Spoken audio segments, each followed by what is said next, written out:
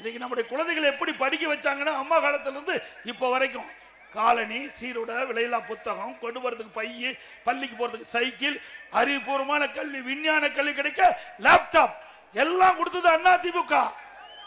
யார் வேணாலும் எது வேணாலும் பேசலாம்.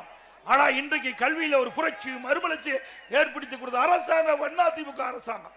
இன்றைக்கு இந்திய தமிழ்நாட்டு வரலாறுலேயே கல்விக்காக அதிக நிதி ஒதுக்கீடு செய்த ஒரே அரசாங்கம் அதிமுக அரசாங்கம்.